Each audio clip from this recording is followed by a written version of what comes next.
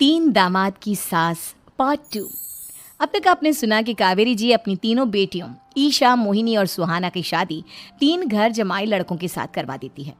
उन्हें लगता है कि ये लड़के शायद घर का कामकाज संभाल लेंगे, लेकिन उनके तीनों घर जमाई बहुत आलसी थे। वो नौकरी भी नहीं करते थे और बाहर का काम भी नहीं। कावेरी जी ने अपनी बेटियों से कहा कि वो प्रेगनेंसी का बहाना बनाकर अपने पतियों को सबक सिखाए। अब सुनिए आगे। मम्मी, आपने जैसा कहा था हमने वैसा ही किया, लेकिन देखिए ना, विवेक का हाल तो वैसा का वैसा ही है। घर में ना सुबह का नाश्ता बनता है और ना खाना। नौकरी पर जाने की बात करूं तो खाने को दौड़ते हैं मुझे। हाँ मम्मी, मैंने भी सुमित को कितनी बार कहा कि अगर नौकरी नहीं करनी तो कोई छोटी सी दुकान ही खोल लो। घर का खर्चा कैसे चलेगा? देखो दोपहर के 12 बजने आए और जनाब अभी तक सो रहे हैं। हाँ मम्मी, ईशा और सुहाना ठीक कहती हैं। अविनाश का भी यही हाल है। जब मैंने अपनी प्रेगनेंसी के बारे में कहा तो मुझसे कहने लगा, अरे दूसरी लड़कियां तो 9-9 महीने तक नौकरी करती है, बस डिलीवरी के टाइम छुट्टी लेती है। मोहिनी, तुम भी नौकरी करो। अब मुझे कहाँ नौकरी मिलेगी? मम्मी बताओ, अब मैं क्या करूँ? हे भगवान, क्या सोचकर घर जमाई दामाद लाई थी मैं कि मेरी बेटियां मेरे पास रहेंगी और खुश रहेंगी, लेकिन इन आलसी दामादों ने तो हमारी जिंदगी को भी प्रॉब्लम में डाल दिया है। मैं तो कहती हूँ मम्मी, हम लोग वापस अपनी जॉब पर जाना शुरू कर देते हैं। बता देते हैं इन लोगों को कि हमने प्रेगनेंसी का बहाना किया है। नहीं नहीं बेटा, ऐसी गलती भी मत करना। अगर तुमने ऐसा किया तो इन तीनों की आदत और ख़राब हो जाएगी। अरे आज नहीं तो कल कभी तो तुम प्रेग्नेंट होगी, तब वापस यही प्रॉब्लम आएगी। तब क्या करोगी तुम तीनों? हाँ मम्मी, आपकी बात तो बिल्कुल सही है। इन लोगों को तो सुधारना ही पड़ेगा। लेकिन कैसे? अपने बच्चों के आने की खबर सुनकर भी इन लोगों पर कोई असर नहीं हो रहा। पैसे कमाने के लिए घर से बाहर निकलना ही नहीं चाहते ये तीनों। अब मेरे दिमाग में एक प्लान आया है। तुम तीनों चिंता मत करो, उन तीनों को बुलाओ, फिर मैं बात करती हूँ। थोड़ी देर बाद कावेरी जी अपने तीनों दामादों को सामने बुलाकर अपनी बात कहना शुरू करती हैं। अविनाश, सुमित और विवेक, देखो बेटा, मैं ना तुम तीनों से बड़ा प्यार करती हूँ, इसीलिए तो तुम्हें घर जमाई बना कर रखा है मैंने। अरे मम्मी जी, सीधे सीधे कहिए ना, क्या बात है? प्यार तो हम भी आपको बहुत करते हैं। अरे मम्मी जी, आपकी इज्जत भी बहुत करते हैं। अरे भाई, आपके जैसी सास और कमाने वाली बीवी सबको मिलती है क्या? हाँ मम्मी, विवेक और सुमित ठीक कह रहे हैं। आपकी बेटी से शादी करके मेरी तो ज़िंदगी ही अच्छी हो गई है। जानती हूँ मैं, और ये भी जानती हूँ कि तुम तीनों अपने अपनी बीवियों से बहुत प्यार करते हो। बेटा, बात ऐसी है कि हमारे कुल गुरु ने कहा है कि प्रेग्नेंट होने के बाद मेरी तीनों बेटियां शुरू के 4 महीने हमारे गांव में जाकर रहेगी, जहां मेरे चाचा जी रहते हैं। अरे लेकिन क्यों मम्मी, गांव में जाकर रहने की क्या ज़रूरत है इन तीनों को? वो क्या है ना बेटा, हमारे परिवार को एक श्राप है। अगर मेरी बेटियों ने यहाँ पर बच्चा पैदा करने की कोशिश की तो उनके बच्चों को कुछ भी हो सकता है। इसलिए अब से लेकर 4 महीने पूरे होने तक इन्हें गाँव वाले घर में रहना पड़ेगा। हाँ, तो इसमें प्रॉब्लम क्या है मम्मी जी? हम भी वहाँ जाकर रहेंगे, पिकनिक मनाएंगे। अरे भाई, बीवी जहाँ हम भी वहाँ। हाँ यार, आइडिया तो बहुत अच्छा है।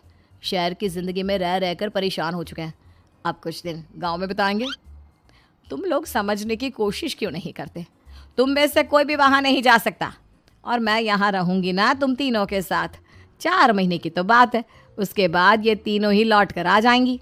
ठीक है मम्मी जी, अब हमारे बच्चों का सवाल है तो ये तो करना ही पड़ेगा। कावेरी अपनी तीनों बेटियों को कुछ दिन के लिए घर से बाहर कहीं दूसरे शहर में रहने के लिए भेज देती है। कुछ दिनों के बाद, अरे मम्मी जी, बहुत दिन से पिज्ज़ा नहीं खाया, मंगवाइए ना। क्या बताऊं बेटा, पहले तो बेटियां खर्चा दे देती थी क्योंकि उनकी नौकरी थी, लेकिन अब तो मेरे पास पैसे ही नहीं बचे।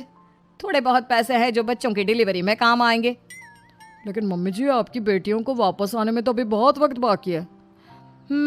वही सोच सोच कर परेशान हो रही हूँ। सोच रही हूँ कल से दूध भी बंद करवा देती हूँ। अब दूध वाले को देने के लिए पैसे भी तो नहीं है ना। अरे नहीं नहीं मम्मी जी, अगर दूध भी बंद करवा दोगी तो मुझे चाय कहाँ से मिलेगी? और चाय के बिना मैं तो मर ही जाऊंगा। क्या करूं बेटा, इसके अलावा हमारे पास कोई ऑप्शन नहीं है। मेरे पास पैसे ही नहीं बचे।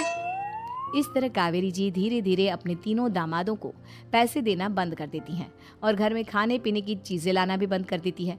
अब वो तीनों बुरी तरह से परेशान होने लगे थे, और इसलिए एक दिन तीनों प्लान करके घर से बाहर निकलते हैं।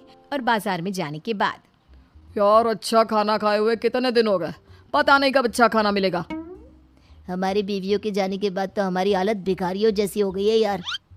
कुछ भी हो, मुझे तो आज पिज्ज़ा खाना ही खाना है। जेब में 1 रुपया नहीं है और पिज्ज़ा खाएगा, कहाँ से आएंगे पैसे? अरे देख वहाँ सामने बोर्ड पर क्या लिखा हुआ है, कंप्यूटर पर काम करने के लिए एक आदमी की आवश्यकता है। भाई मैं तो जा रहा हूँ, काम करूँगा और शाम तक पैसे लाकर आराम से पिज्ज़ा खाऊंगा। जा जा, तुझे कोई काम नहीं देने वाला, हम तो घर जा रहे हैं। चल भाई सुमित। सुमित और अविनाश वहाँ से चले जाते हैं और विवेक उस कंप्यूटर शॉप पर सारा दिन काम करके 5,000 रुपये कमा कर घर लौट कर आता है और अपने खाने के लिए अच्छी अच्छी चीज़ें भी लेकर आता है। ये देखकर विवेक और सुमित के दिल में भी कुछ पैसे कमाने की इच्छा जागती है। अरे सुबह सुबह कहाँ चल दिए तुम?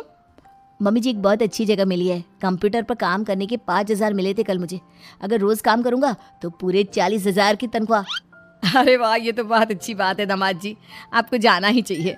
सुमित और अविनाश विवेक को इस तरह तरक्की करते देखकर परेशान हो जाते हैं और वो दोनों भी काम की तलाश में निकल पड़ते हैं। धीरे धीरे उन दोनों को भी काम मिल जाता है। अब कावेरी के तीनों दामाद छोटी मोटी नौकरी करके अच्छा पैसा कमाने लगे थे। एक दिन कावेरी उन्हें अपने पास बुलाती हैं। अरे वाह, विवेक 40,000 कमा लेता है, अविनाश 60,000 और सुमित तुम भी 40,000 के आसपास कमा ही लेते हो। कुल मिलाकर तुम अच्छे खासे पैसे कमा रहे हो बेटा। हाँ मम्मी जी, बहुत मज़ा आता है जब महीने के एंड में मोटी रकम हाथ में आती है। पूछिए मत मम्मी जी, घर में रहकर रोटी बना बना कर और तो जैसा महसूस होने लगा था मुझे तो। हाँ बेटा, तुम तीनों की बात तो बिल्कुल ठीक है। और जानते हो, अब तुम तीनों की पत्नियां भी वापस लौट कर आने वाली है। लेकिन मम्मी जी अभी तो उन्हें गए सिर्फ 2 महीने हुए हैं, आपने तो कहा था वो 4 महीने के बाद लौट कर आएंगी। ऐसा कुछ नहीं है बेटा, मैं सिर्फ तुम तीनों को सबक सिखाना चाहती थी कि आदमी घर में बैठकर बीवी की कमाई खाता हुआ अच्छा नहीं लगता।